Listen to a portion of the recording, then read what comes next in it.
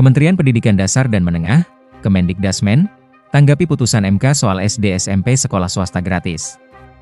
Mahkamah Konstitusi atau MK melalui putusan nomor 3 PUU SISI 2025, mengabulkan sebagian gugatan terhadap Undang-Undang nomor 20 tahun 2003 tentang Sistem Pendidikan Nasional, Sisdiknas, terutama frasa, wajib belajar minimal pada jenjang pendidikan dasar tanpa memungut biaya dalam pasal 34 ayat 2. Dalam putusannya, MK menyatakan, pemerintah pusat dan daerah harus menggratiskan pendidikan dasar di tingkat sekolah dasar, SD, sekolah menengah pertama, SMP, dan madrasah atau sederajat, baik di sekolah negeri maupun swasta.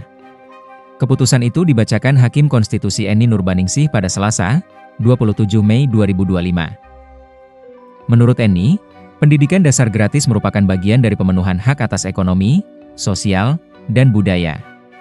Meski demikian, pemenuhan hak atas pendidikan sebagai bagian dari hak atas ekonomi, sosial, dan budaya dapat dilakukan secara bertahap, sesuai dengan kondisi kemampuan negara. Lantas, bagaimana respons Kementerian Pendidikan Dasar dan Menengah, Kemendikdasmen, soal keputusan tersebut? Dihubungi Kompas.com, Rabu, 28 Mei 2025, Menteri Pendidikan Dasar dan Menengah, Mendikdasmen, Abdul Mukti tak banyak komentar soal putusan MK yang memerintahkan negara untuk menggratiskan pendidikan dasar di sekolah negeri dan swasta. Kami masih menganalisis keputusan MK, ucapnya singkat. Saat ditanya soal ketersediaan anggaran untuk realisasi kebijakan tersebut, Abdul tidak merespons.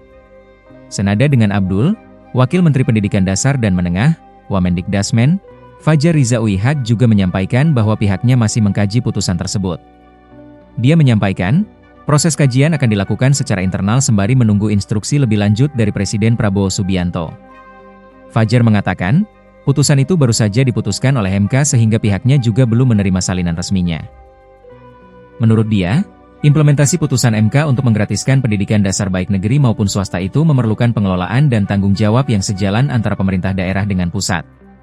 Terlebih lagi, Fajar menyampaikan bahwa pendidikan dasar seperti SD dan SMP berada di bawah pengelolaan dan tanggung jawab pemerintah daerah. Mungkinkan sekolah negeri dan swasta gratis? Pengamat pendidikan Universitas Multimedia Nusantara Doni Koesoema mengatakan, realisasi pendidikan dasar negeri dan swasta gratis memungkinkan dilakukan apabila pemerintah menganggarkan sebesar 20% yang difokuskan untuk penyelenggaraan pendidikan. Dia menyampaikan, selama ini anggaran pendidikan masih tercecer di berbagai kementerian dan lembaga yang fungsi utamanya tidak mengurusi bidang pendidikan. Sebagai contoh, anggaran Kementerian Pendidikan Dasar dan Menengah hanya Rp33,7 triliun atau 4,63% dari total 20% anggaran pendidikan di Anggaran Pendapatan dan Belanja Negara, APBN, yang sebesar Rp724,2 triliun. Jumlah itu belum terpotong efisiensi hingga menyisakan Rp25,5 triliun. Sementara anggaran di Kementerian Pendidikan Tinggi dan Kementerian Agama yang mengurusi pendidikan masing-masing hanya Rp57,7 triliun dan Rp65,9 triliun.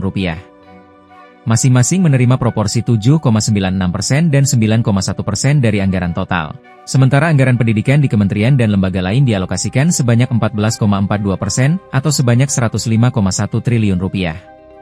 Putusan MK ini tetap memungkinkan untuk dijalankan sejauh pemerintah memberikan prioritas anggaran pendidikan 20% untuk penyelenggaraan pendidikan, bukan untuk bagi-bagi di berbagai kementerian dan lembaga seperti terjadi selama ini sehingga banyak anggaran salah sasaran, kata Doni, dilansir dari Kompas.id.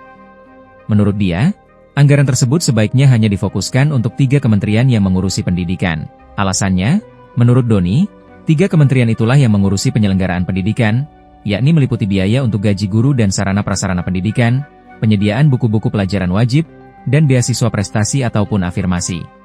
Download Tribun X sekarang, menghadirkan lokal menjadi Indonesia.